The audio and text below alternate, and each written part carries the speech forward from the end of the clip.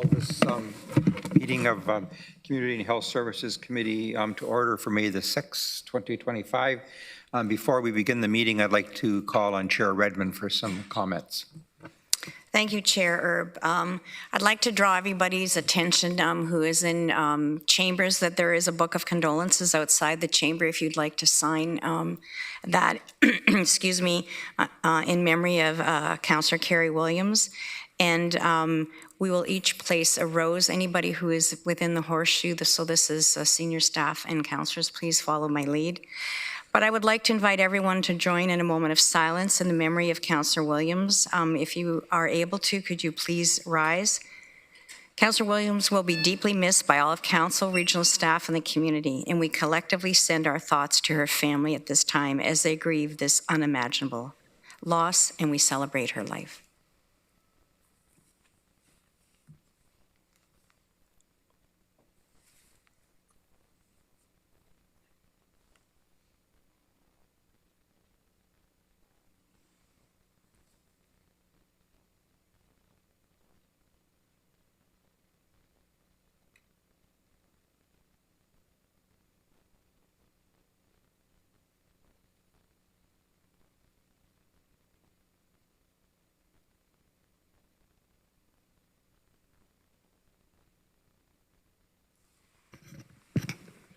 Thank you. I will now place a rose at Carrie's place.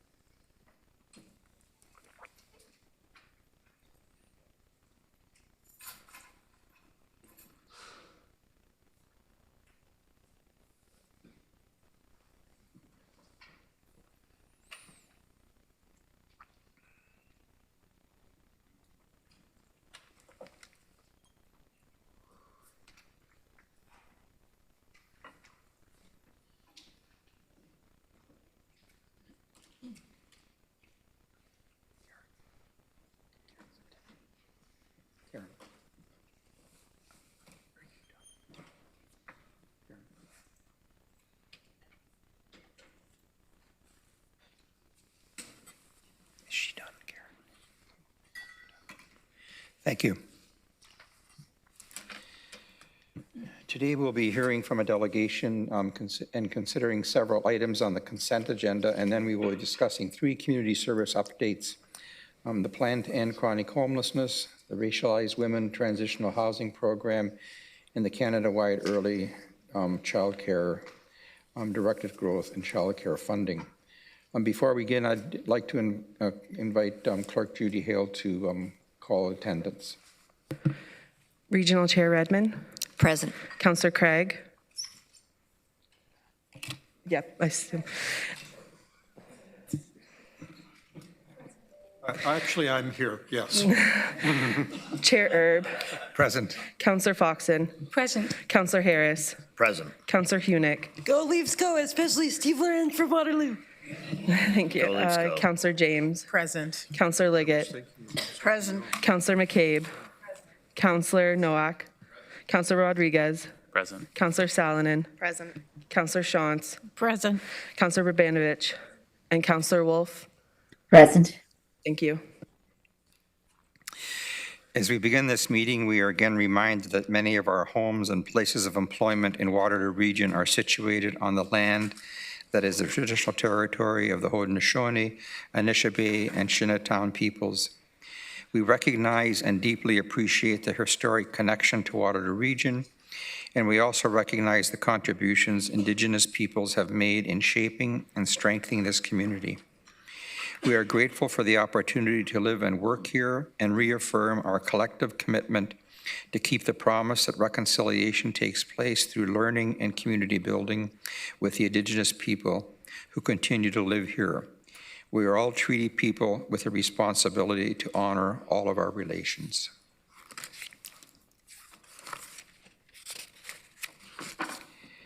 Are there any conflicts of interest under the Universal Conflict of Interest Act?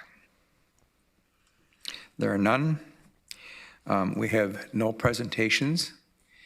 If I may, I would like to just remind you before we hear from our delegation, if you're joining us in person, which I believe you are, proceed to the podium when you are called upon to speak.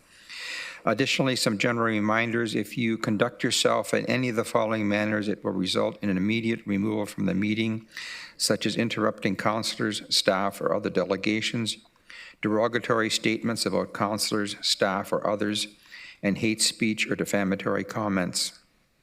And one last reminder for delegations: please do not take offense if following your presentation there are no questions from council. This is council's time to really listen and reflect upon the opinions and ideas shared with us from our community members. This also means that you may address the committee without, we may not address the committee without the permission of the chair, interrupt anyone, disrupt the meeting with unreasonable noise or vocal expression such as applause, booing or cheering, or displaying of posters. Our first delegations are Jill Stoddard and Sydney Trickan, and from the Family and Children's Services Foundation. Would you like to come to the podium, please? Thank you.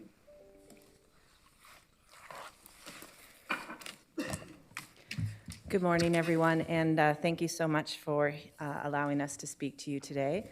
Family and Children's Services, next slide, sorry.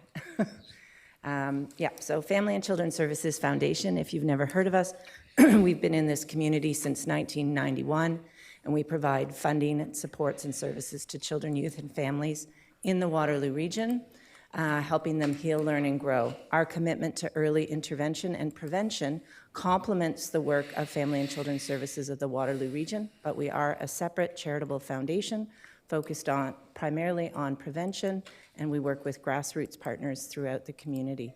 The programs and services supported by the foundation do not receive any government funding, but rely completely on funds raised by this very generous community. Next slide.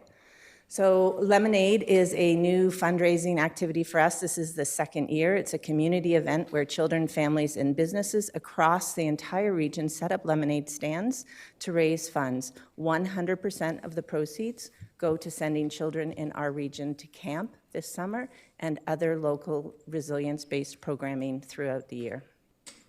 Next slide. Why are we focused on sending children to camp and resilience-based programming?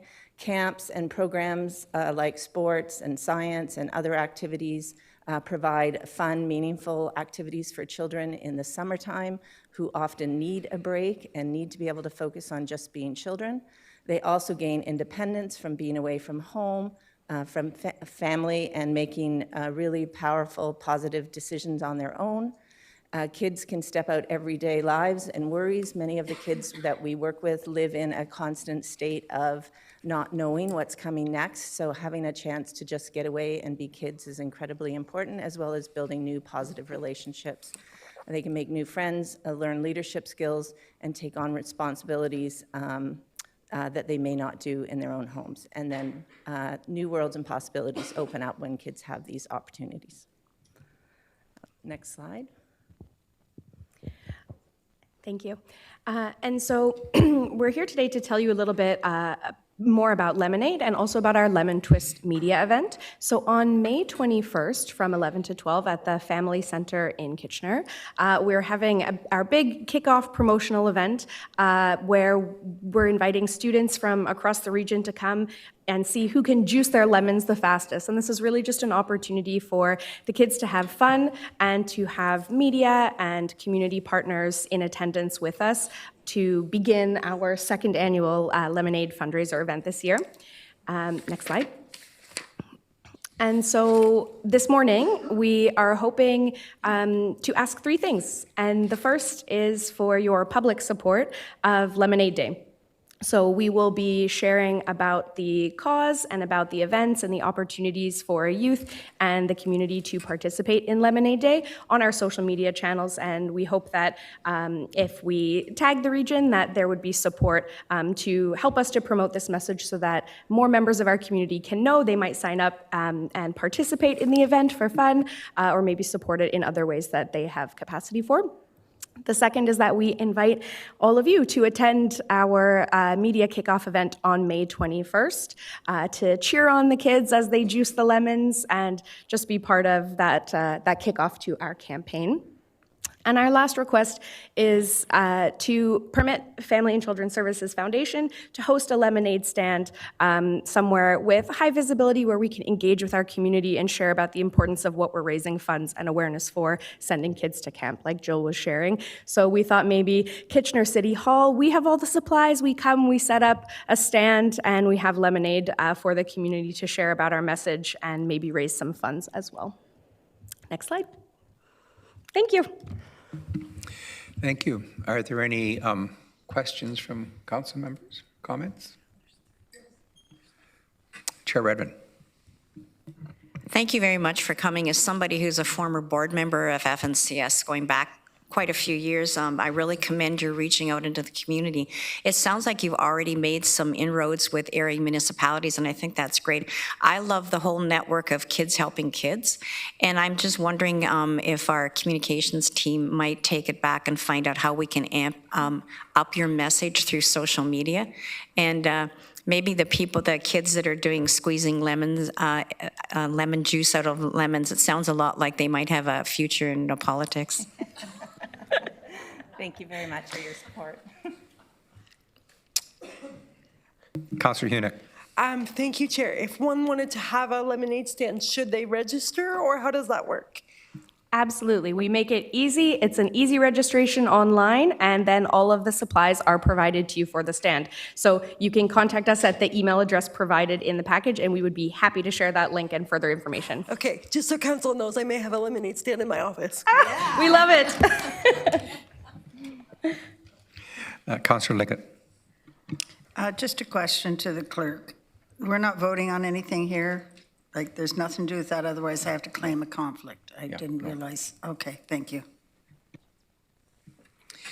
A question, you were asking for permission at the GRT stops, municipalities. I'm assuming you're going to do that on your own. You're not expecting any direction from that today here, that you're making those contacts. Yeah, we will go ahead and do that. We just were looking for support if that's something that would be considered appropriate to do. I saw some shaking, nodding heads, yeah. Okay, thank you. Okay. Councillor McCabe? Thanks, through you, Chair. Thanks very much for coming in. It sounds like a great activity. Just a small thing, because I always wear my environmental hat on. Could you, in your communications, maybe encourage people to bring like a water bottle that they can fill up instead of, I assume you have plastic cups but, and maybe you could charge double for a full water bottle or something like that. But certainly, I'm happy to take it back and give you clearance for the Uptown Square. And I've got a couple other places that might be of interest to you for that day. Thanks. Thanks so much. Thank you so much. Thank you for being here. Thank you. And good Thank you luck. so much for your attention.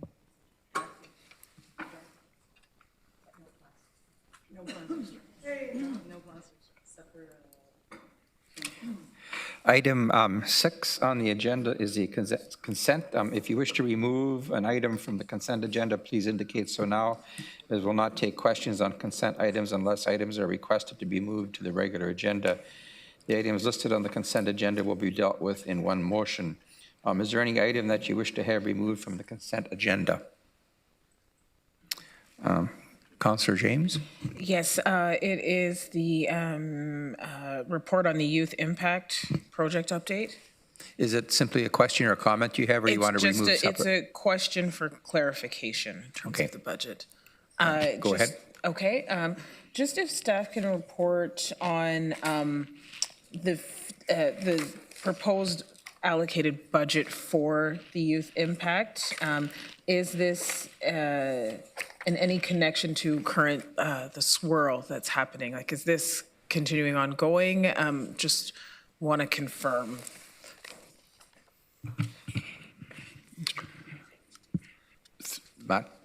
Matthew?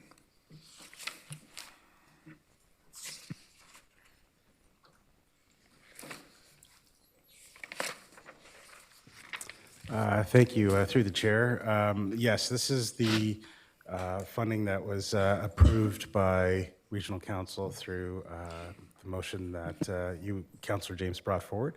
This is that same project.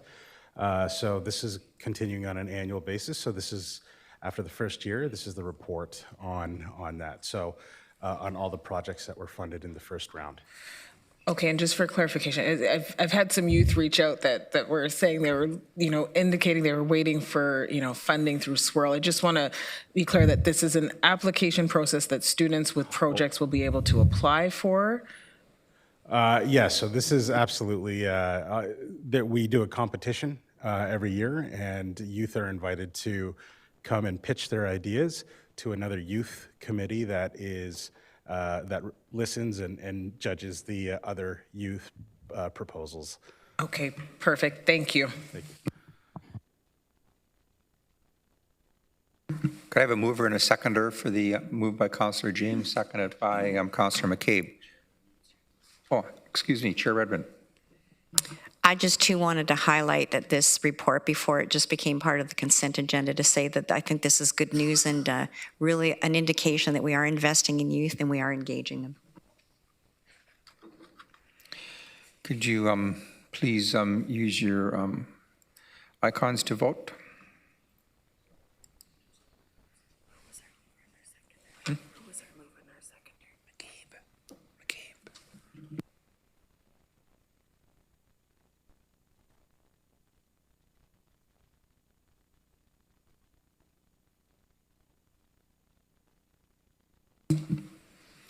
That is carried. Thank you.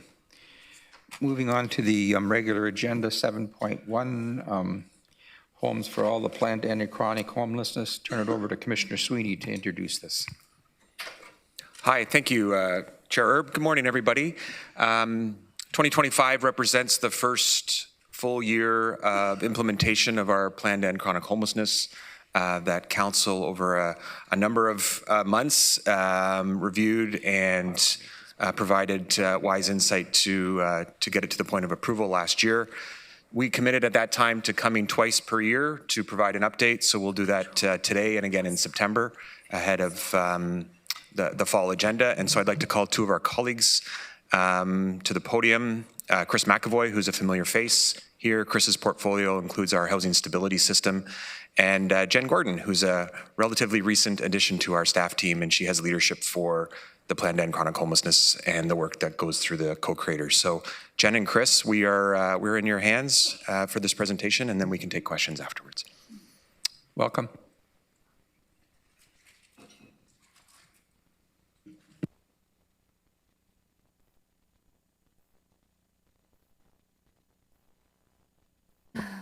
Hello, Council.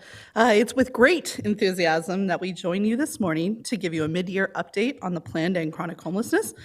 You'll be hearing from both of us today.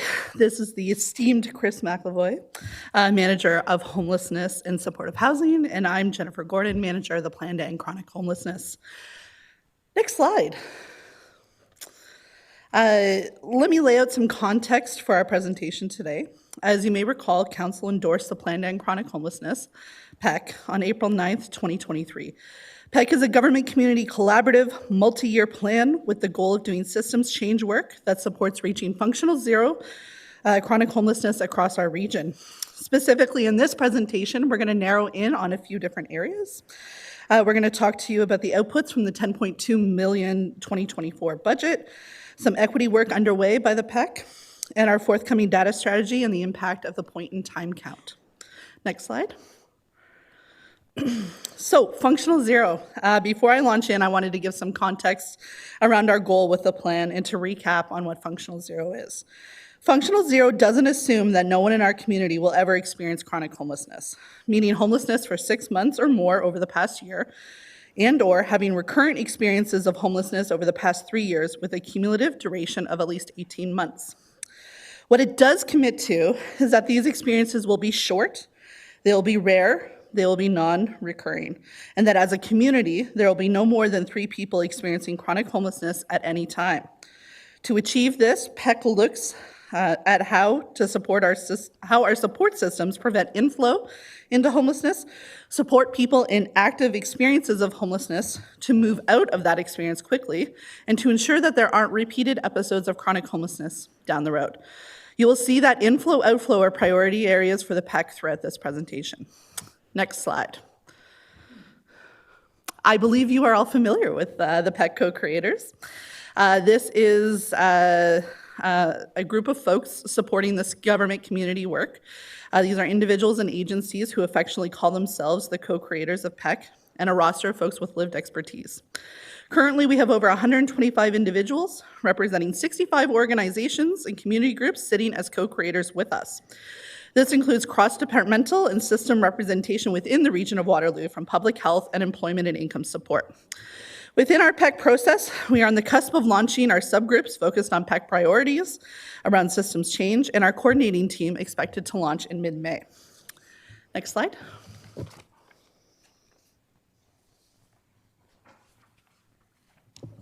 Good morning. So I'm here this morning to speak to the next few slides that detail the point-in-time count results, key priorities within the plan to end chronic homelessness, and specific investments and outputs.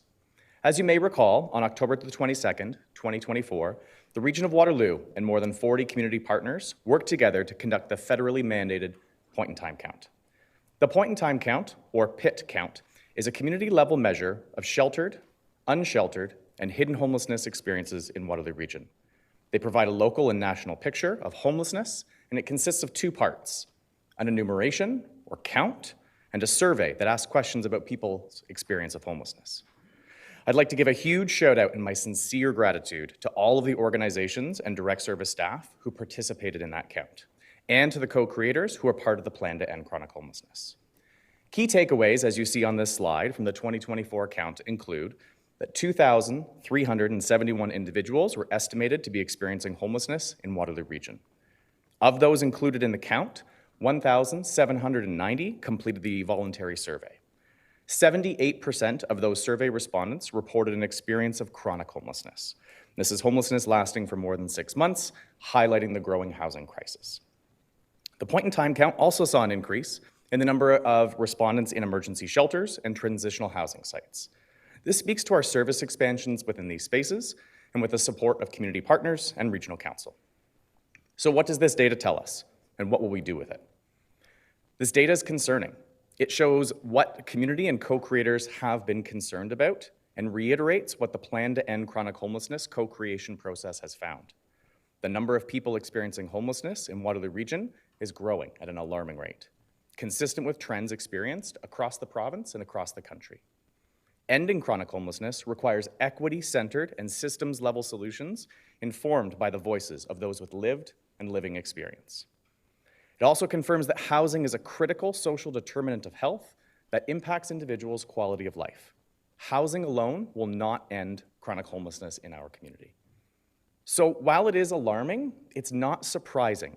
And through the work in the Plan to End Chronic Homelessness, the Waterloo Region Housing Revitalization Plan, and Building Better Futures Affordable Housing Plan, these insights through this PIT data will help guide our approach and actions. Our strategic plans, actions, and services are data informed. The point in time count provides us with another source of data to direct actions and investments. Next slide, please. So the current priority areas within the Plan to End Chronic Homelessness. So using PIT data and together with a group of partners that Jen outlined and co-creators, we've begun to action the recommendations within the plan. This includes activities that increase equitable access across the housing stability system through new dedicated rental supplements to Black, racialized, and Indigenous community members, reducing inflow into chronic homelessness through prevention efforts like eviction prevention programs, increasing investments in the local rent bank, and the implementation of a new rental supplement program specifically targeted to households that are at risk of falling into chronic homelessness.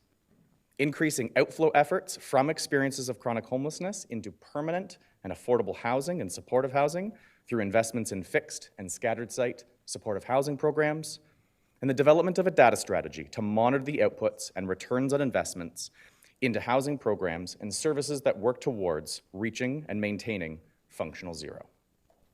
Next slide, please. So what you'll see on this slide is just a quick snapshot of some of the early outputs of the PEC investments. As outlined in the report to this committee, we know and understand that housing costs less than emergency shelters. Continuing to manage the crisis is more expensive than implementing upstream solutions through strategic investments in affordable and deeply therapeutic supportive housing. A hospital bed costs an average of $13,500 per month. A shelter bed, $2,100 per month. Social housing, just $613 per month. As demonstrated in the report, 54% of the Plan to End Chronic Homelessness investments are contributing to programs that are directly limiting the inflow and increasing the outflow of experiences of chronic homelessness. In essence, these investments will contribute to a lower number of people experiencing chronic homelessness as we work towards functional zero. I'll now turn it back over to Jen.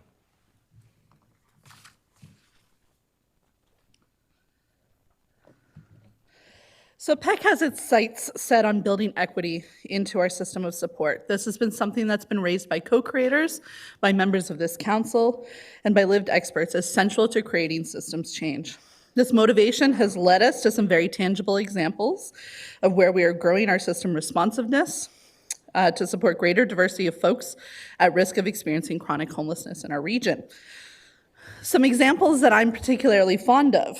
We started rebuilding our services, shelter and transitional housing for women, trans, two-spirit, and gender-diverse individuals, with 67 intentional shelter spots now supporting people in our community, and a new transitional housing project for racialized women and children coming.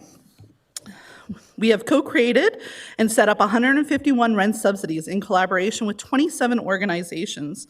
These subsidies have been designed and allocated through a PEC co-created process and with the goal of being responsive to gaps in our system. This approach focuses on achieving greater geographic equity with Cambridge, Kitchener, Waterloo, and our townships under consideration, and purposely aims to support equity-owed individuals in their housing, including but not limited to BIPOC, folks with disabilities, women, trans, two-spirit, and gender-diverse folks, older adults, youth, and newcomers. Next slide. So there's a recurring theme that's happening here around inflow, active, and outflow, and this is why it matters. As shown in the funding strategy approved by Council in October 2024, the way that investments are allocated within homelessness programs and services matters. Historically, and due to the nature of homelessness in our region, the homelessness and supportive housing budget has typically been allocated in large part to manage active, emergent experiences of homelessness. A major component of ending chronic homelessness is reducing inflow into or preventing chronic homelessness and supporting outflow or supporting people into permanent housing. Investing in these two key areas is necessary to reach the end of chronic homelessness in our community. Appendix C walks through ways in which the tax levy funding dedicated to PEC is addressing the funding needed for inflow and outflow. Next slide. To aid in the goal of ending chronic homelessness, we need to see action happening across our housing continuum, from responding to experiences of homelessness through to affordable home ownership. This is the work of Housing Services, PEC co-creators, lived experts, the community, and this council to undertake and continue to commit to. The work of the PEC overlaps with BBF and the WRH Revitalization Plan, all of which have been informed by the PEC co-creators group. None of these plans exist in a vacuum, and the success of each contributes to the overall goal of ending chronic homelessness. While PEC focuses on preventing experiences of homelessness wherever possible and ensuring that when it does occur, it is rare, brief, and non-recurrent, other important work is underway to stabilize across the continuum. BBF will create and preserve 3,500 affordable homes, 60% for very low to low income households by 2030. And WRH will continue to redevelop 6 sites to create at least 600 net new units, as well as maintain and operate existing stock and explore divestment opportunities. Next slide. As we move into the next half of this year, we'll be working hard with our partners to continue to action the plan to end chronic homelessness. Some things you can expect to see from us. You'll see a continuation of examples that support a more equitable, accessible housing stability system that addresses gaps in our system, opportunities for increased responsiveness, and minimizing systemic barriers equity groups experience around homelessness in relation to inflow, active, and outflow. We'll be adding 9 more members from our co-creators to join Chris and myself on the PEC coordinating team to provide diverse perspectives that will continue to enrich and guide this work. You will see an updated inflow, active, outflow projections and expenditures for 2025 and beyond. And lastly, our data strategy. It will monitor our impact towards functional zero, indicators of systems change, and help inform investments to create a more equitable and accessible housing stability system. And we aim to bring forward another update later this year with some of that information. Thank you. Thank you. There are, you're done as well, Chris? Okay. There's some questions from Council. Chair Redmond. Thank you very much. Thank you for this comprehensive update, and Chris, you are esteemed. I just wanted to ask, I think that the rent supplement is a place where, to me, it makes that transition just manageable. But I know there's been some media coverage about a bad outcome from one of our partners, and I believe one of the slides said we had 151 rent subsidies with 27 organizations. Can you just talk about how the region supports our community partners when things don't go as planned? Through you, Chair. Maybe I'll just start at a high level, and then Chris or Ryan can talk about any specifics. So yes, the rent supplement program is designed to provide support, often paid directly to landlords, to make up a gap. We do know that in communities around the world where they have effectively worked to reduce, and in some cases even eliminate chronic homelessness, the existence of rent supports and rent supplements, whether they're in a scattered site model or in a fixed site, are crucial to that. So we do that. Unfortunately, yes, we do have some scenarios where we have to partner with our landlords to support if there are repairs. And so, I don't want to get into the specifics of the case from last week, but there's some extenuating circumstances there. But we do provide both capital grants and loans to landlords through a system to help build up that stock. And in cases where we have situations where repairs are necessary, through a number of avenues, including the use of insurance. And there are occasions where the region helps cover some of those costs. So we do want to work with our landlords. They're incredibly important to this work, especially in a limited supply market like Waterloo region, to ensure that we do have landlords, private landlords, who are willing to work with us. It's really key. I want to thank all of those landlords who are doing that work with us, and to ensure that those are stable and that there are no additional costs. And we work with our partners to solve those as they come up. Does that answer your question? Yes, it does. Thank you very much. And I just want to reiterate that, if it wasn't for our community partners, including the co-creators and landlords who step up, we simply could not provide the service that we do to our residents, and we can't do it alone. So I want to thank all of you, including the co-creators, as well as landlords that step up and allow us to provide spaces through that continuum for people to move out of homelessness into secure housing. Thank you for everything you do, and to our community partners. I'll echo Chair Redmond. Oh, sorry, Chair. Can I ask? You had the floor. Thank you. Sorry. I'll echo Chair Redmond. Thank you for the excellent work that you do and the excellent report. I've always been a really strong advocate for the plan to end chronic homelessness and will continue to be. I understand that there are some co-creators that are quite upset about the bylaw and how that was rolled out.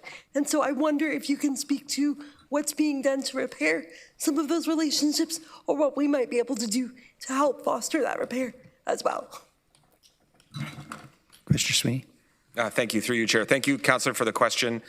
Certainly, the work of the co-creators is one that is emerging and is organic. It is a new concept. It's a new table in this community to tackle chronic homelessness, and we know that there are going to be challenges along the way, and so we continue to meet with members of the co-creators at a staff level, on one-on-one levels, and there are a number of opportunities coming up even later this month to build out the agenda for the next meeting, and several staff will be there, and we'll continue to engage with those folks throughout that process and try to show up as best we can, again, with the focus on the goal of ending chronic homelessness, and sometimes how we get to certain places can be challenging, and we work through those on a one-on-one that's really built on the relational capital that we're building and continue to invest in. Thank you, Commissioner Sweeney. If there's anything further that we as councillors can do to support that, let us know. Thanks. Councillor Shantz. Thank you. Maybe we're just going around the table. Thank you for the report and for everything you're doing. It's a big job. I appreciate the statistics and highlighting that we can house 3 people for every 1 shelter bed. And so I think that's important. My question is, in the what comes next, you're talking about monitoring impact. One of the things you say is, are we getting closer to functional zero? And again, I appreciate it takes time to set up those kinds of statistics, but do you have any information on how that's going? Are we able to take people who are coming in and ready to be housed? Are we finding that we're more able to house them quicker?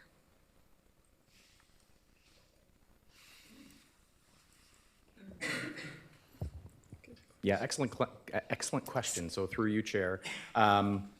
The data strategy that we're looking to set up has a number of pillars, and one of those will be a dashboard that on a monthly basis, combined or put together with the Growing with Care dashboard internally for regional staff, will look at where are we at and measuring on a month-to-month basis in terms of inflow and outflow, and ultimately we're wanting to get that active number down to 0.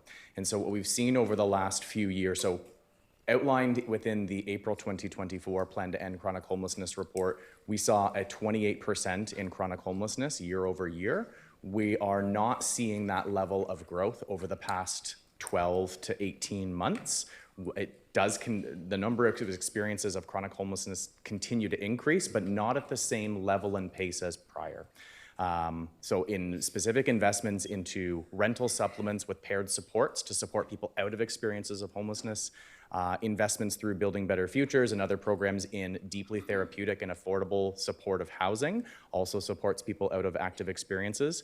And then really focusing in on addressing inflow into chronic homelessness. So the 151 rental supplements that's referenced in the report are intended to be strategic upstream investments to somebody who is experiencing episodic homelessness, so they never have to experience that longer chronic experience of homelessness. So we do measure both inflow, active, and outflow on a monthly basis. What we are doing through the co-creator group is creating a dashboard that will be transparent and readily available on a monthly basis. Okay, thank you. Councillor Liggett. Thank you, Mr. Chair. One of your very first slides, if not your first slide, you talked about a net zero of it being 3. Can you please explain how you came to the number 3?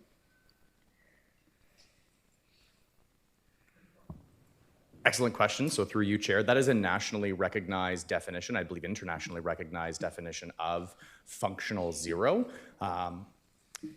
So we use the Canadian Alliance to End Homelessness and Built for Zero, which is a national advocacy and strategic action organization to help define terms and experiences like chronic homelessness. And so that number of less than 3 individuals experiencing chronic homelessness over a 3-month period is taken from that national standard. So it's a mythical, hoped-for number then, basically. It's something we're striving for, but we have no idea if we can even achieve that at this point.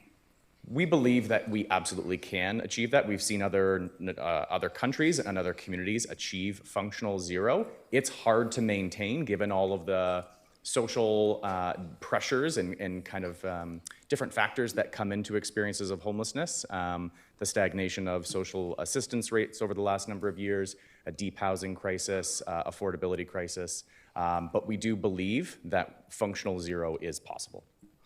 Okay, thank you. If I just want to make a comment based on last week's issue, but this is something that's been going on for a number of years where landlords are being left with properties that have been totally destroyed. And I think it's wonderful that we have landlords in our land bank that are willing to keep providing these units time after time after time, because we have lost so many landlords who are being more stringent on who they rent to.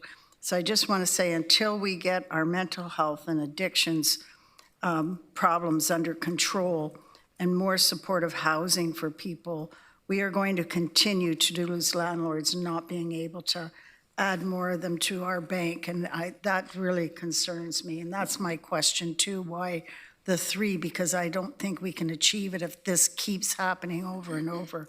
We will always lose landlords. So thank you. Councillor Craig. Well, thank you, Mr. Chair. First of all, just a comment regarding the report itself, which is very comprehensive, and I think gives me a sense of comfort in the sense that everything that can be done is being done to deal with this issue, which is very challenging for everybody here. Just a couple of questions. Young people living at home with their parents. Do we have any statistics on that? Because it's been defined in some areas as a new type of homelessness. I have to challenge you a bit. Do you want to try that, Chris? Okay. It's a really good question. And so if somebody is without safe and permanent accommodations, they would meet the federal definition of experiencing homelessness. If they then connect with one of our funded partners or our regional staff who are supporting people experiencing homelessness, and they are then entered into our shared database, HIFIS, then they would be enumerated and counted on our by name list as experiencing homelessness. What I think you're also touching on is experiences of hidden homelessness, which we tried really hard strategically through the last 2 point-in-time counts to enumerate and begin counting. And so I'd say we're on a path, we're on a journey to be able to, on a regular basis, report on experiences of hidden homelessness. But because it is hidden, it is a challenge, but I'd say we're on the right track.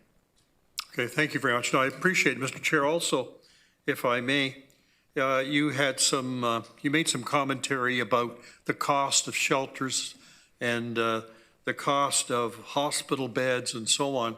Can you just sort of send that information to me? I'm just interested to keep those statistics. And the other thing is the YWCA in Cambridge. They're up and running, and I was glad to see that. I'd like to hear at some point a commentary on their experience, okay, what they've experienced, the challenges and so on, if we may, okay? And otherwise, Mr. Chair, it's a great report. It really is. Thank you. Councillor McCabe. Thank you. Through you, Chair. I echo Councillor Craig and others' comments about it being a really useful and helpful report. So thanks for the work that went into it and the information provided. Just a couple of curiosities. Does London, like London was referenced in the report, do other municipalities do the pit counts like the same way that we do as well? Like with the co-creator group and that kind of qualitative survey being done? Great question. So through you, Chair, yes, the majority of communities across Canada, if they are required to conduct a point-in-time count report and an enumeration once every 2 years. The federal government is changing the frequency with which they are done. So you just heard me reference 2 years. The last time we did one was 2021 and then 2024. So it's ultimately at the federal government's direction how and when enumeration and point-in-time counts are conducted. Yes, London would be a community that conducts point-in-time counts as well. But do they do it sort of the similar, is it the same, like, do they have a co-creators table, and have they taken those kind of steps like Waterloo Region has to really dig into and I think kind of do it really comprehensively? Like, is that a standard approach, or is that, like, I'm just wondering how comparative all the data is. Yeah, excellent question. And so communities would rely on funded and non-funded volunteer partners to be doing the enumeration, the survey work. London in particular, yes, I know that they have a deep community engagement strategy and focus through some of their hub models and other engagement activities that they are in. So yes, all communities that are conducting point-in-time counts rely on community partners and agencies. The level and degree to which they have a co-creator group like Waterloo Region does, like we do in our community, would be different and distinct. From my knowledge, London would be similar in terms of scope and breadth of engagement of community partners as Waterloo Region. Okay, thank you. And just, it was interesting to look at the top 5 challenges that were identified for individuals, that individuals experience when trying to access housing, and like low income was by far and away the top one, which I'm wondering if you could unpack that a bit more for us. Is that you know, the need for companies or businesses, or, you know, I mean, the minimum wage is the minimum wage, but like, is there a need for living wage in more organizations throughout our community or businesses? Like, because that's, I mean, the wage piece is something that municipalities can't, we can impact some of the housing and, you know, building housing and things like that, and supporting through supports for mental health and addictions through public health. But the wage piece is something, like, I'm just wondering if you could unpack that a bit to sort of tell us, you know, how something like that can get addressed. Because that seems to me, I mean, it's listed as one of the top challenges.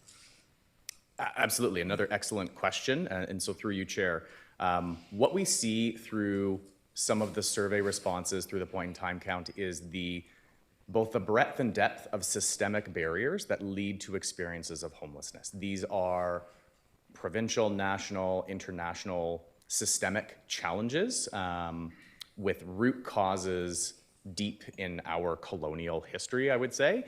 And so I can't necessarily speak on wages and living wages, but what I can comment on is social assistance rates in the province not maintaining the same level of increase as cost of living. And we've seen rents increase significantly over the last number of years, house prices increase significantly over the last number of years, and social assistance rates not maintaining that level and that rate of growth.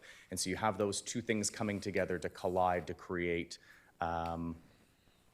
contributing factors to the housing crisis that we are in. And so I would say that the pace and rate of rents increasing, low vacancy rates, and social assistance rates not maintaining that same growth rate is one of the challenges that our community members face. Thanks. That's a really important reminder about the social insurance, or the OW Ontario Works very low rate, and the fact that it really hasn't been increased to match inflation for years, if not decades. So thanks for that information. Councillor Sullivan. Thank you, through you, Chair. Councillor Craig, I just want to note that those of us who live at home with our parents are not homeless. And I really don't want that to start getting mixed in to data that is actually really important. So want to advocate for those of us that live at home with our parents. But I was curious, though, when you were talking further about looking at hidden homelessness, and we know there's a lot of couch surfing that happens, and especially in our youth populations. I'm curious if we have kinds of partnerships with, I know the schools are often aware of those happening, but if we're able to collect any data, obviously recognizing there's a lot of barriers to getting accurate information, and then if so, what steps we're taking specifically for our youth population who are experiencing hidden homelessness.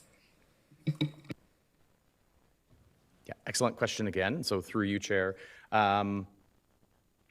Hidden homelessness experiences, regardless of who it is, are really hard to enumerate and count. And so through partners, youth-serving partners, we have invested as a regional government in programs that seek to prevent experiences of homelessness from ever happening. So there are programs in our community like Host Homes and Family Reconnect where staff are connecting with schools and school boards and families and trying to prevent ever a youth from experiencing homelessness. So they go in and they have families who are agreeing to host youth, and youth who are not able to stay with their family are able to transition and stay in for a temporary period of time with this host family.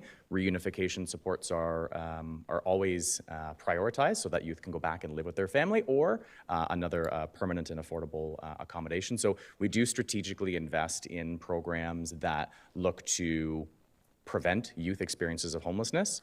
There's also dedicated youth outreach program, a dedicated youth emergency shelter, and dedicated supportive housing for youth. We know that the youth, the needs, the housing and social and support needs of youth are different from other populations, and so there are targeted programs. And so we have more work to do with schools, with school boards for that early identification and support. And wherever we can invest and engage in those conversations is work that we want to be doing because we know that the younger a youth experiences homelessness, the more likely they are to experience homelessness into adulthood. So that early intervention, decreasing that inflow that I spoke about earlier in the presentation is really a key focus for us. Thank you, and a follow-up, if I may, Chair. To that, is there a specific rural focus? It's even more hidden, if to say, out in our rural townships, but I do know that it does exist. And there's also some more barriers there, obviously, with if they were to go to any of the shelters, they're in town, and I'm just curious if there's a rural strategy component. It's my turn.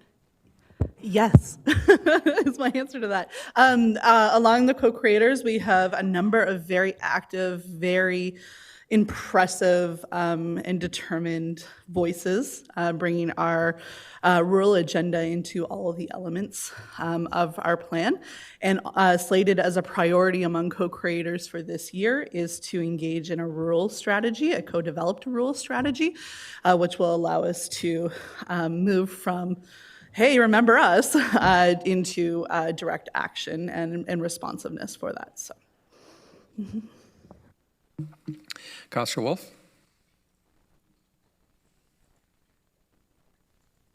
Through you, Mr. Chair. Again, thank you for the report. It was very detailed and well done, and I really appreciate what your team is doing. I was going to ask a question or comment similar to Councillor McCabe's. When they talk about legislative poverty, are they talking about social assistance rates?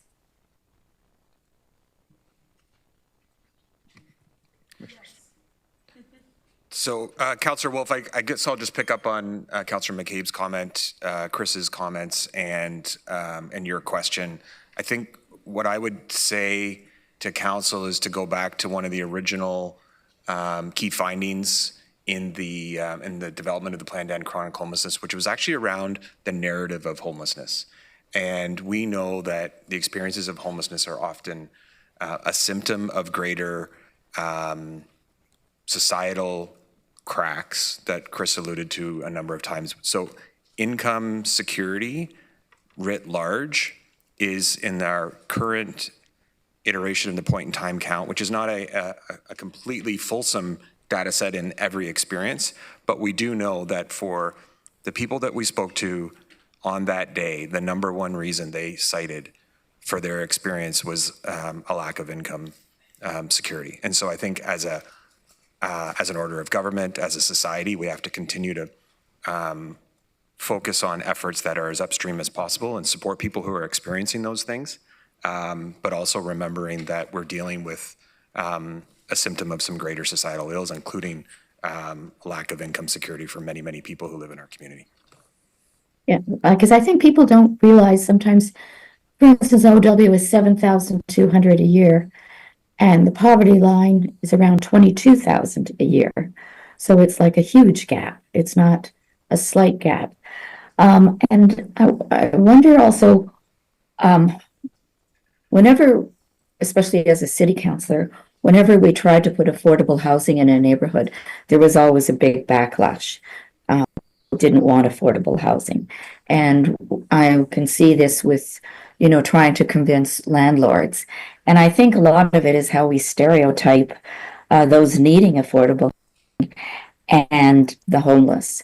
And when we look at our social service, our welfare, whatever you want to call it, rates, none of us could survive on those. So what can we do to try to encourage or try to stop the stereotyping in terms of our messaging, and maybe even around the council when we're talking, to not add to this problem?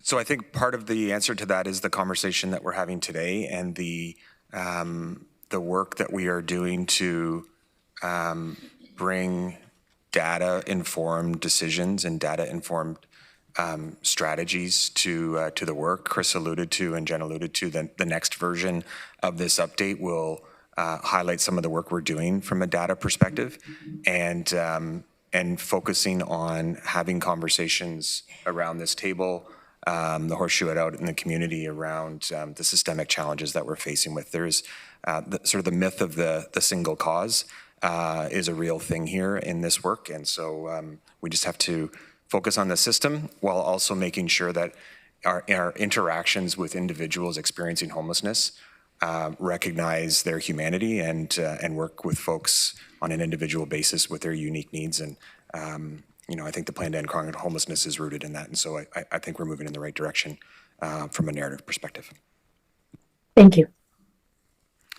Councilor Rodriguez. Thank you, Chair. A quick question picking up on the healthcare thread that was introduced in the report and some of the costs of providing healthcare. Could you maybe speak to, or if there are intentions in the future to engage with our healthcare partners, providers, to really think about, as folks are leaving the healthcare system, perhaps some more frequently than others, how we can support those folks and work collaboratively with those people that already have touch points with those residents on a perhaps regular basis?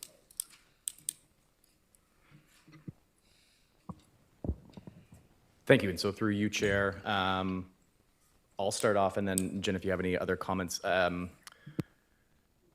Engaging our healthcare system is a key action within the plan, and it's not only at the individual provider level, which we do and our partners do on a regular basis. I can think about some of the ongoing conversations that ourselves as regional staff and partners are having with local hospitals around discharge plans and planning and processes, addictions, mental health services, strategic programs and investments like the Heart Hub, where direct healthcare services combined with specific pathways out of experiences of homelessness into treatment and to treatment supportive housing. Those are happening on a regular basis.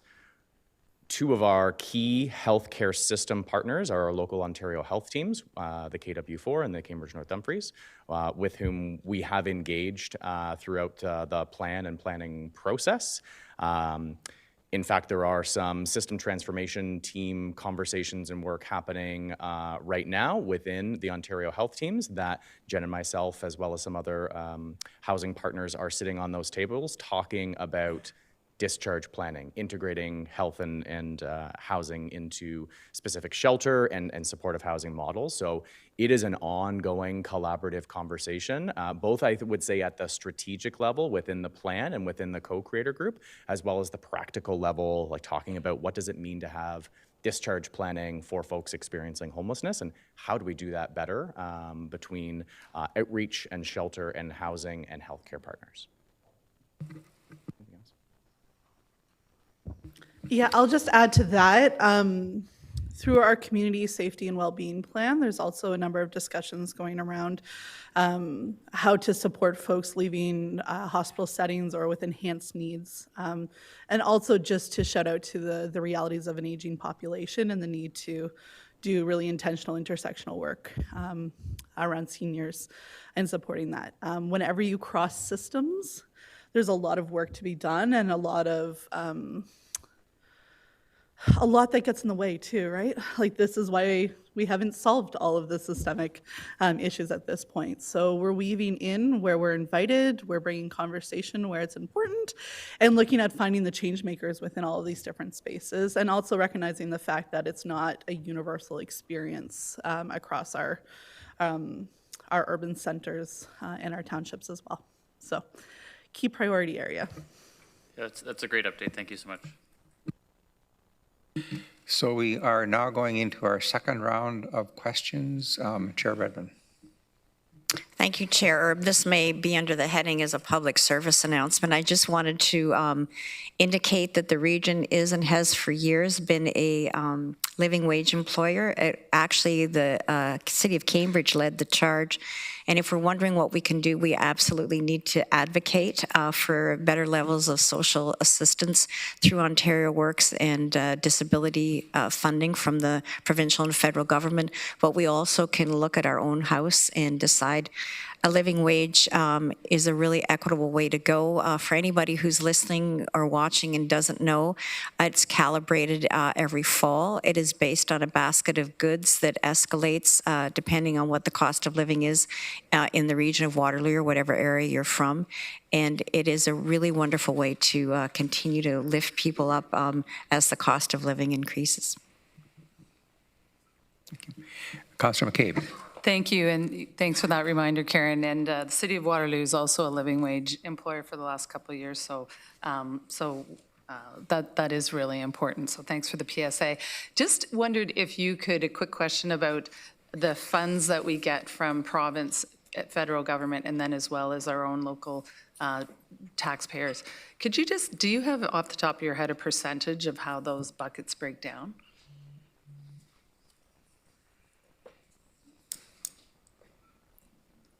Do you want to try that, Chris? Give it a shot. Quick shot at it.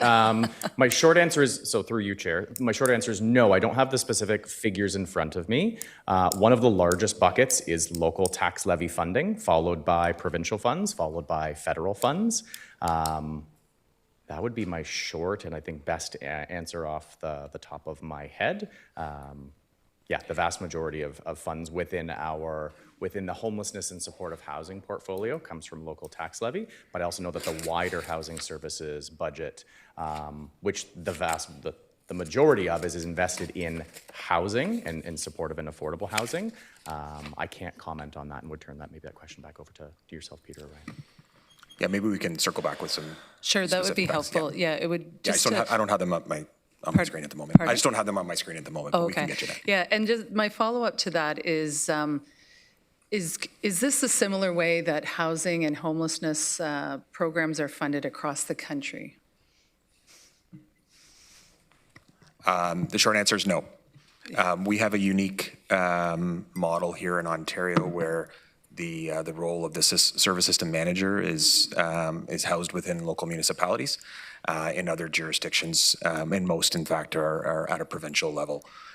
So while there is a funding implication for that, which you and your colleagues around this table are compelled to deal with and address quite often, it does provide us, from an operational perspective, a group of staff and partners who are as close to the folks that we're serving as possible. So, but it is different than in other jurisdictions around the country. Right, thank you. And I think that goes back to quite a few years ago when this was downloaded from the provincial government to us. And you're absolutely right.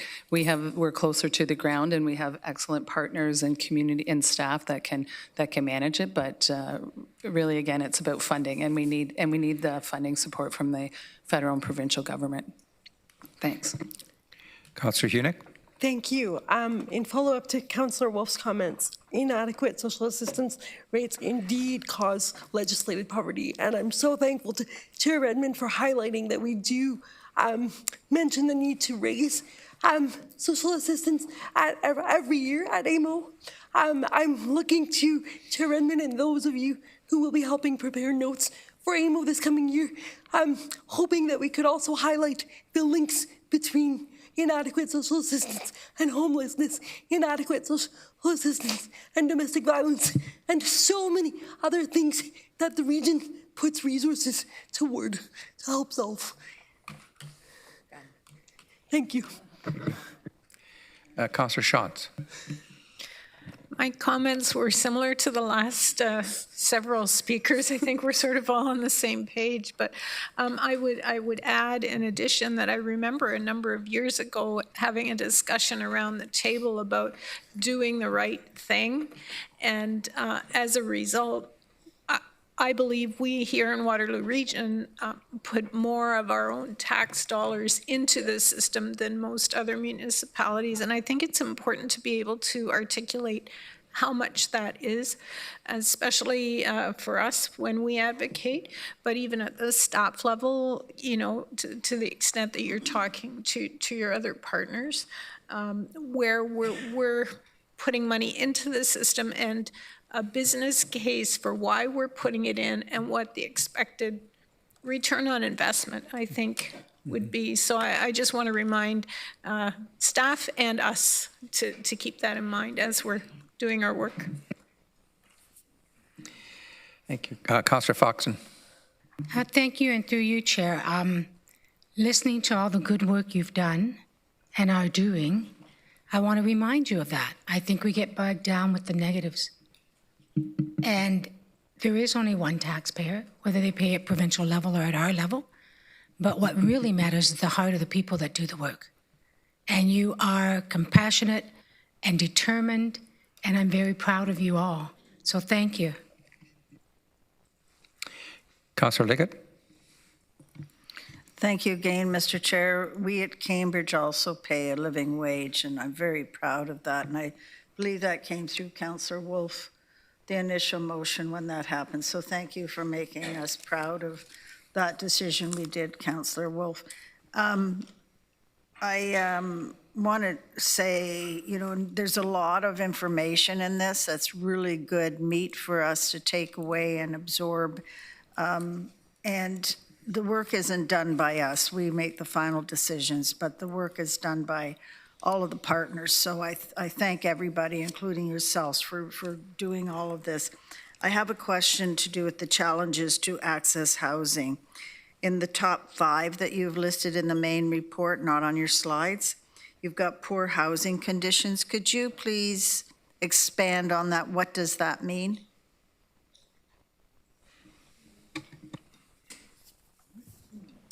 So through you, Chair, we are in the midst of further disaggregating that data. So this is the next report back. We'll have more to report further later this year, including more qualitative analysis and surveys from folks who filled out the surveys and who were enumerated in experiencing homelessness. So that we can bring back more information at that time around what those living conditions are and what drives then an experience of homelessness from that. I don't have anything specific that I can respond in terms of why living conditions would drive experiences of homelessness, other than We see through our local rent bank, so our rent bank has two portions. One is to pay arrears that individuals may have, and the other is to support first and last month's rent. And so individuals do, from time to time, individuals and households need to leave different housing accommodations, and so the rent bank supports them into that next step and that next home along their housing journey. And so there would be times where, because of living conditions, because of conditions that people have in the private rental market, they make the choice in order to leave, or that drives their experience of homelessness. But we hope to be able to, we aim to report back further this year once we've dived into that qualitative data a little bit further. Councillor Craig? Well, thank you, Mr. Chair. Just again, to reiterate what has been said, Councillor Wolf led this charge on the living wage, and I believe we were the first municipality, Cambridge in Ontario, to initiate it. Just a suggestion, if I may, through you to the regional chair, not that I'm putting you on the spot or anything, but we talk here continually about provincial and federal governments and trying to get a message through to them. We do it by motions and et cetera. And I think there's a frustration of the silos we're all living in. And I'm wondering if through the regional chair's office that we could not put out an invitation on an individual basis for an MPP to meet with regional council at some specific time during one of our meetings, either before the meetings, during lunch hour or after, just to talk about our feelings about provincial government and different issues within that we're frustrated with. And I think that invitation can go out to all the area MPPs over the next number of months to pick a time to come here and speak with us as a group.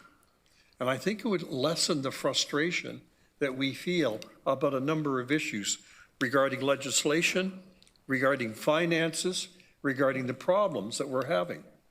So I'll leave that out there. Look forward to hearing from you. Thank you, Mr. Chair. Thanks, Chris and Jen, for being here. I hope you sense the affirmation from council for the work that you're doing, which is groundbreaking. Thank you very much.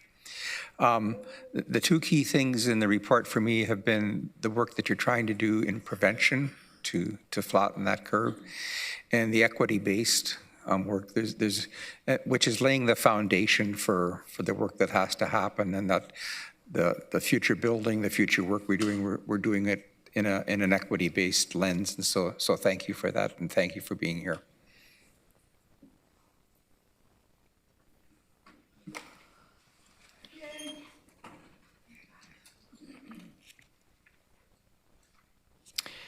Item 7.2 on our agenda, the Canada-wide early.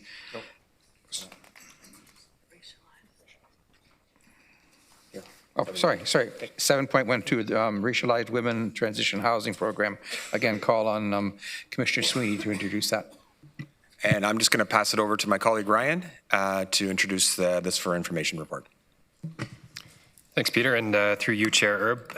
Housing Services is excited to expand our partnership with the Coalition of Muslim Women to be offering inclusive transitional housing support for racialized women. This is work that is aligned and coordinated through the Plan to End Chronic Homelessness, which you just discussed at length, and aims to fill a gap in our current system in supporting equity-owed groups. It's also one additional way that we can focus on preventing and eliminating chronic homelessness overall. The transitional housing program that is described in this report, it will provide wraparound staff supports to racialized women and children that are staying in the program, and focus on social connections, inclusion, financial stability, and supporting the women into permanent, stable housing. Thanks, and happy to answer any questions on the report. Councillor James. Thank you, through you, Chair, and thanks for this report. I do have a couple of questions.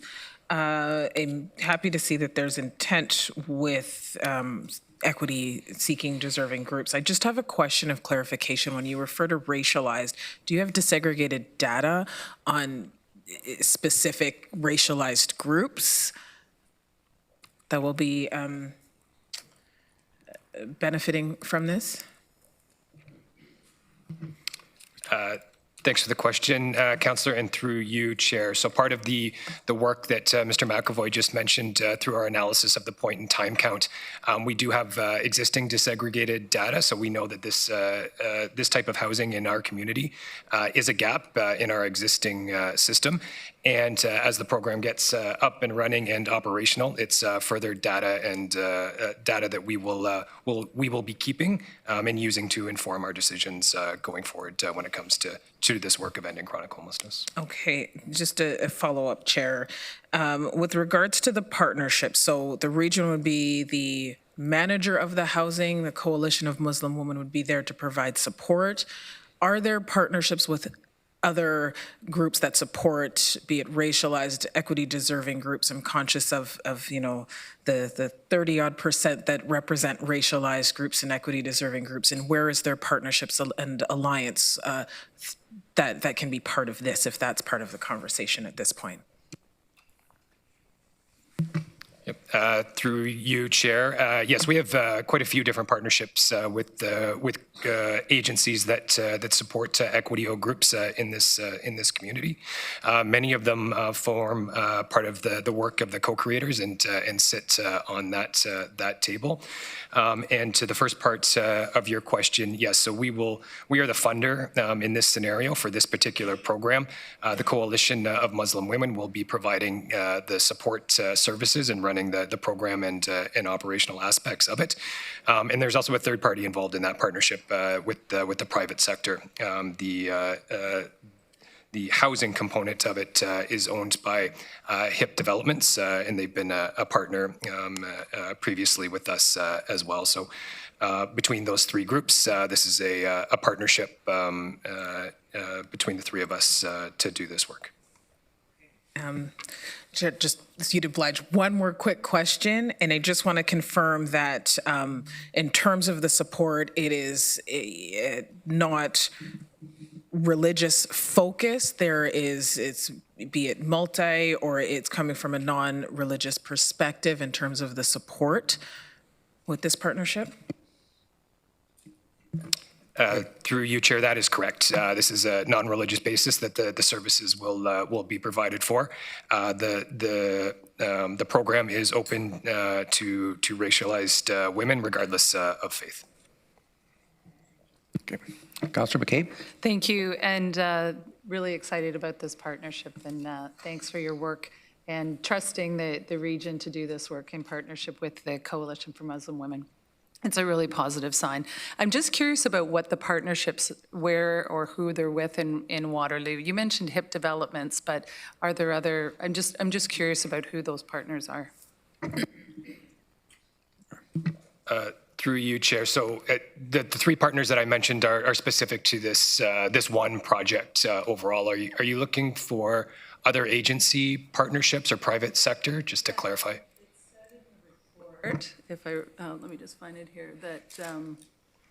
Oh, sorry, where did it go? I understand what you're referencing. Yeah, housing partnerships in Waterloo. So I was just curious who that's with. So this particular partnership is an expansion of one that we've already piloted with the Coalition of Muslim Women. So we started out in using some repurposed Waterloo Regional Housing buildings to start their transitional housing program, and this is a transition to a particular building in the city of Waterloo. That's an expansion of that partnership. Okay, got it. Thank you. Councillor James? Yeah, just one question for clarification. It does state in the report that any of the approved budget is coming out of the operating. Just confirming that there's no additional kind of overages within financial asks regarding this. Go ahead. That's confirmed, Councillor. We're funding this out of existing operating budget. Okay, thank you. Thank you. So this report is for information. We will now move on to 7.2, Canada-wide early learning and childcare Mr. Sweeney. Thank you, and I'll just wait until my colleague Barb gets to the podium here, and we'll ask her to introduce this good news report. Barb, Great, it's all yours. Thank you very much. Welcome. So I am here. The report in front of you is to provide you with an update on our growth of childcare spaces, but also to give you some information about our revised 2025 funding allocations. So there's three components. One is to tell you that we just received notice from the ministry that we have been allocated additional childcare spaces to the end of 2026, and that we have some additional funding to support the creation of these spaces. But I'm also here with a recommendation to tell you about a pressure that we are experiencing. So in terms of the additional spaces, as you may recall, we were originally allocated 3,725 new spaces. That is ingrained in my mind. And that was to grow between 2023 and the end of 2026. The additional spaces we have received brings that total up to 4,136 spaces. We are well on our way to achieving our growth target.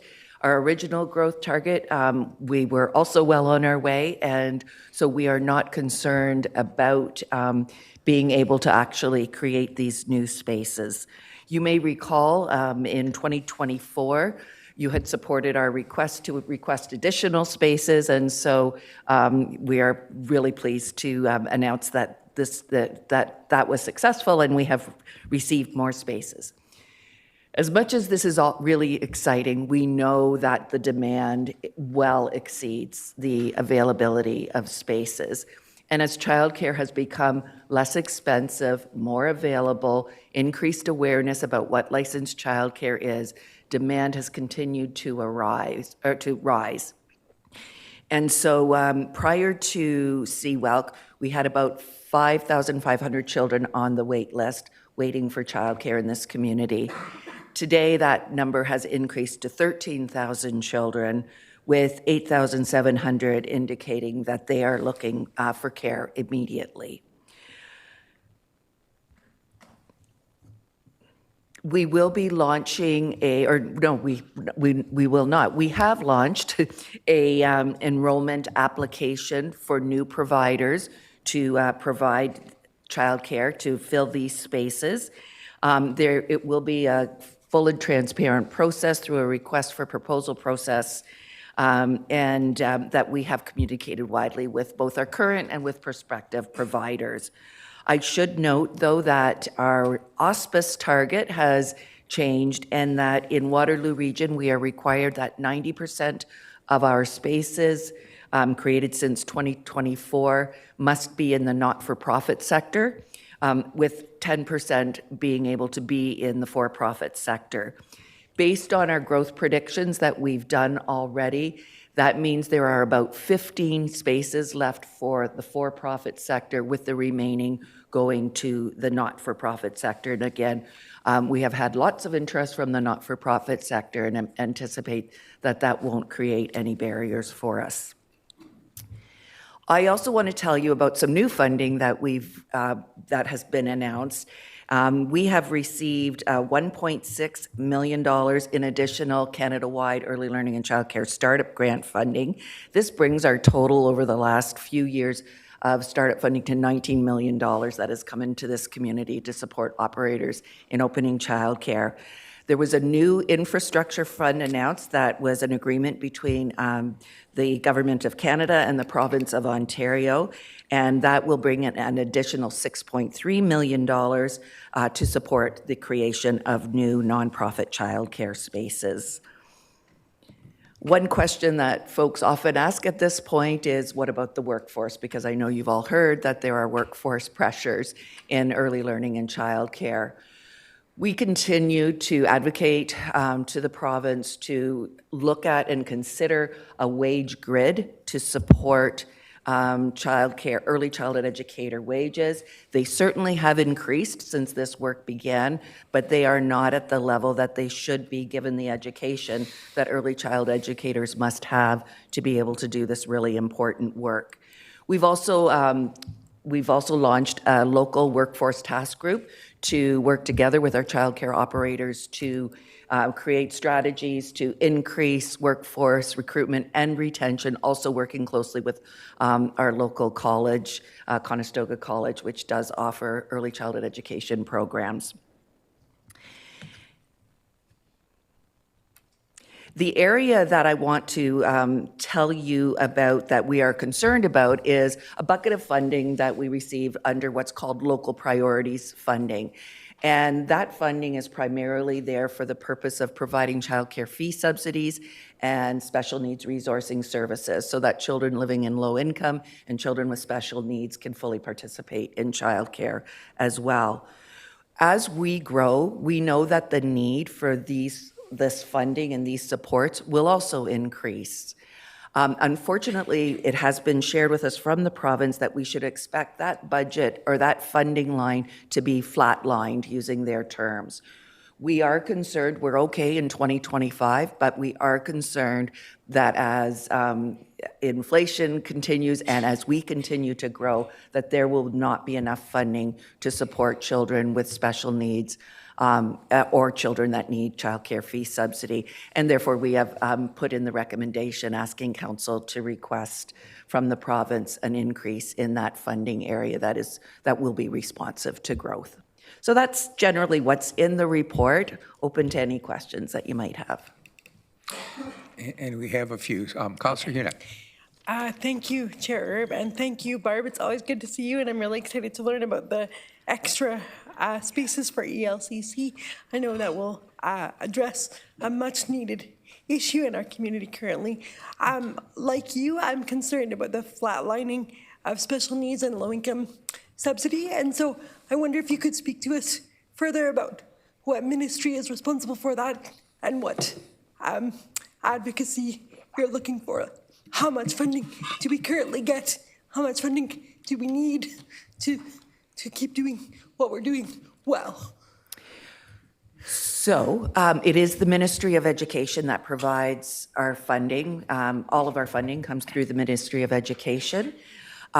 In terms of the exact amount, I don't have that for you at this moment, but I could certainly circle back. But we are looking for at least inflationary increases that would acknowledge, well, inflationary plus some sort of proportional increase that would reflect the number of spaces. But I will have to get back to you with, if I could circle back to council with a more specific number. Okay. That would be so great. And then I know there's been some confusion among parents and caregivers across the region in terms of the 90% target for nonprofit versus profit. And I know you kind of glossed over that a little bit. I wonder if you could speak to that a little bit more and clarify for residents who may be watching or may be needing to know. Yes, that's a really good question, and you're absolutely right. I agree. There has been some confusion. So in the Canada-wide agreement between the federal government and the province of Ontario, I believe it's the target that was set, and I believe it continues to be set, was a 70-30 split. So 70% of the province must be not-for-profit, 30% is allowed to be for-profit. Preference through the federal government has been growth in the in the not-for-profit sector. So but they recognizing that there were a number of for-profits already across Ontario and the important role they play in providing childcare, there was an agreement that the 70-30 split that existed at that time could be maintained. Some communities have had more trouble attracting, supporting nonprofits to grow. And so some communities what has happened is the province has set the ratios for the various communities. And so in communities where there was just no nonprofit options, those ratios would reflect that. In our community where we've had a significant interest from our not-for-profit sector, a very strong not-for-profit community, our ratios have been risen to the 90-10 that reflects really what we are able to create in the nonprofit sector, knowing that then there was an average across the province that is a 70-30. So other communities will be much less in terms of ratios than us. Okay, so if I understand correctly, it is the province that sets the ratio for each region and municipality, That not is the correct. municipality itself. That is correct. We do not have any say in our the ratios that have been set. Thank you for the clarification. Thank you. Chair Redmond?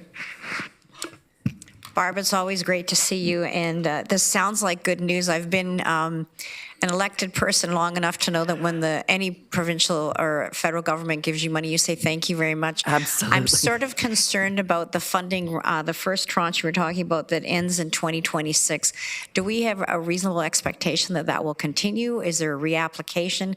I always worry that when we expand our service, when it is no longer funded by another level of government, we are perceived as a level of government that's taking it away.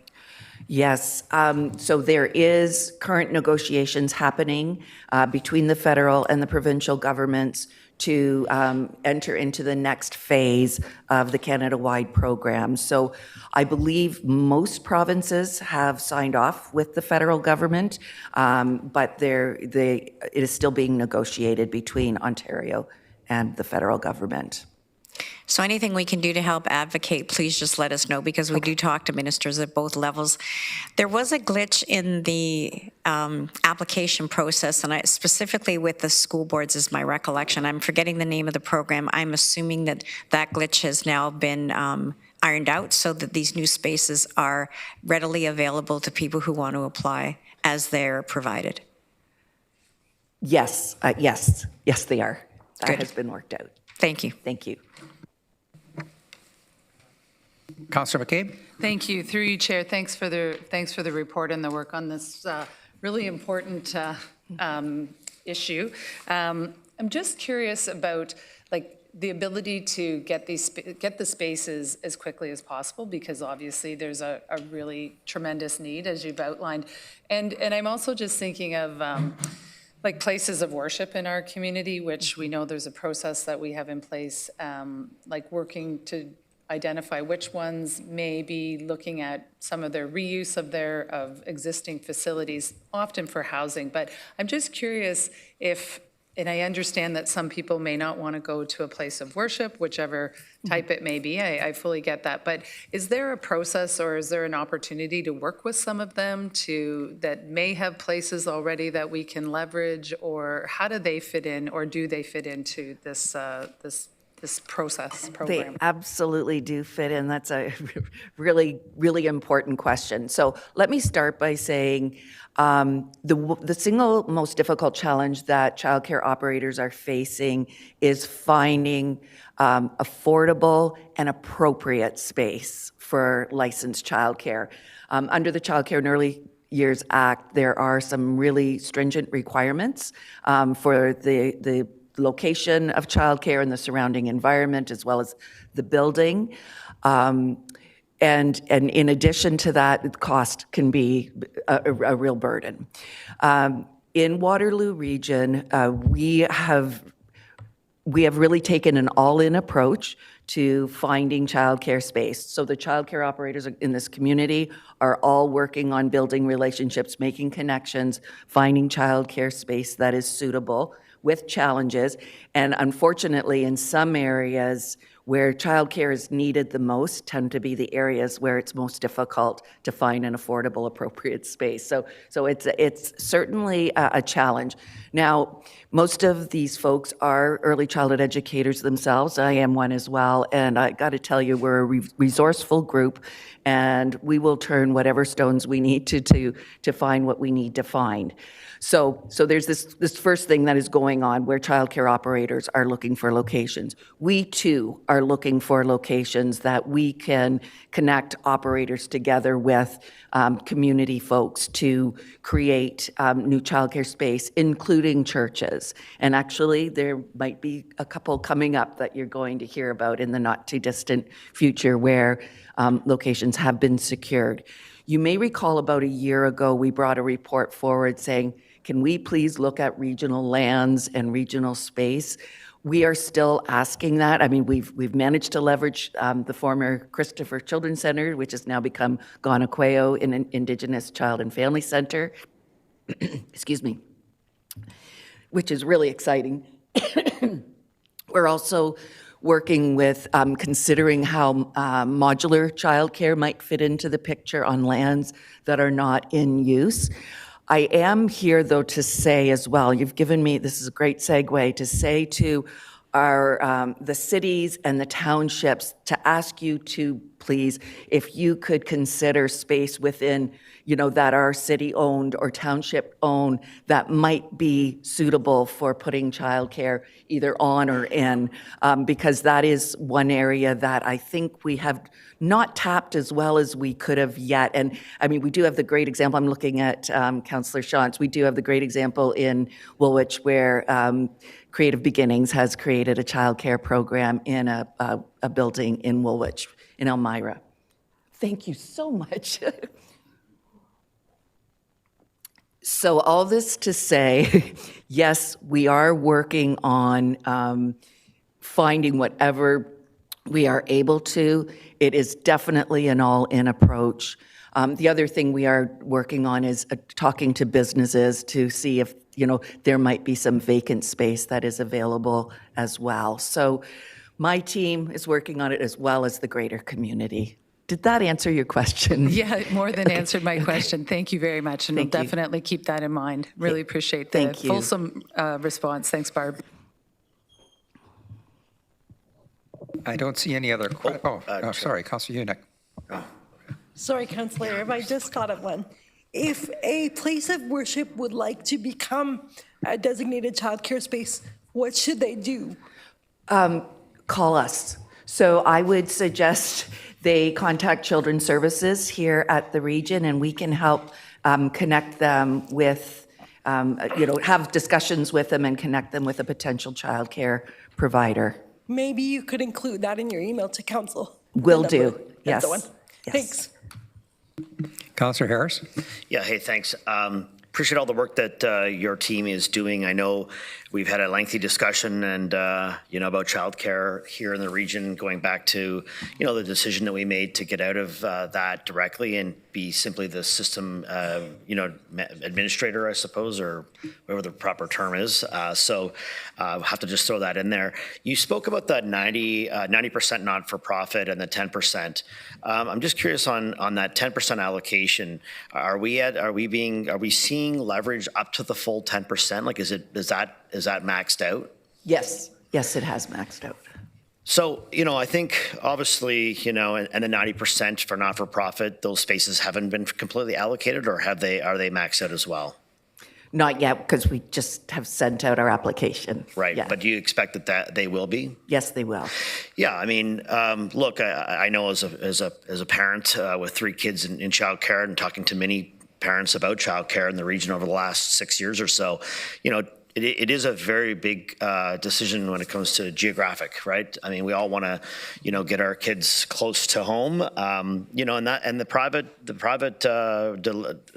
daycares do deliver an important complement to the overall picture, and so, I would like to think that there's an opportunity down the road to look at that 90-10, especially if we're maxed out at the 10% being utilized by a private option, because I think choice is good for parents. So I'll just leave it at that, and we'll kind of go forward from there.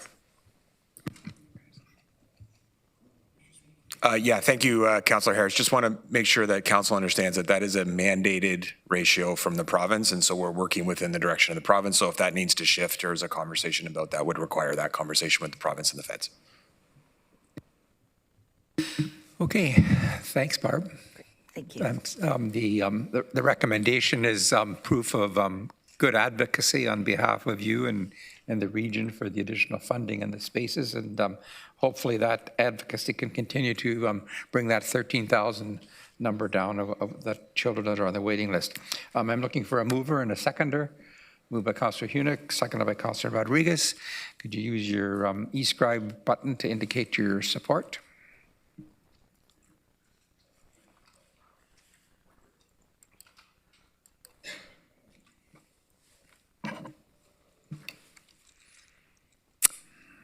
That is carried. Pardon? Oh, sorry. 1, 2, 3.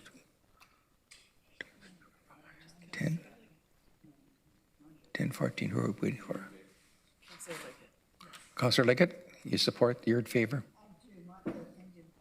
Okay, okay, okay, thank you.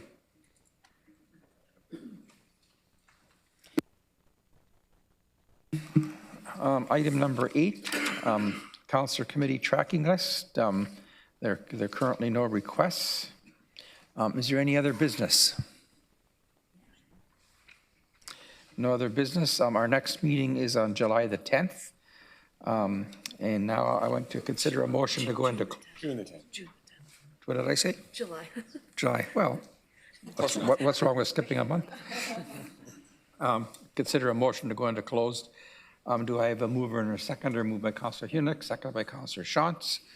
Would you please use your button to go to vote? And we're going into a closed meeting of the Administrative and Finance Committee and Sustainability Infrastructure and Development Committee to be held on May the 6th to consider receiving advice that is subject to solicitor-client privilege related to a labor relations matter, a proposed acquisition of land in the city of Cambridge, and receiving advice that is subject to solicitor-client privilege related to a proposed acquisition of land. If you could please use your e-scribe to indicate your support.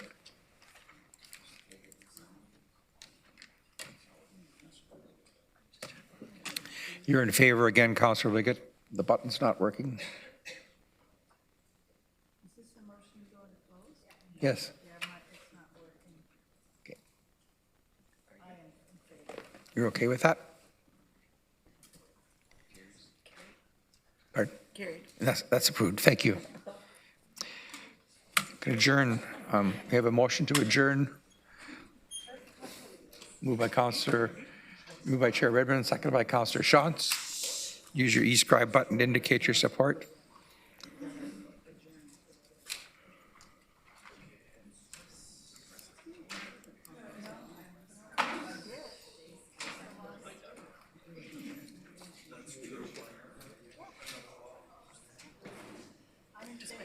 Anybody opposed? Anybody opposed? About every. No. Okay. Just say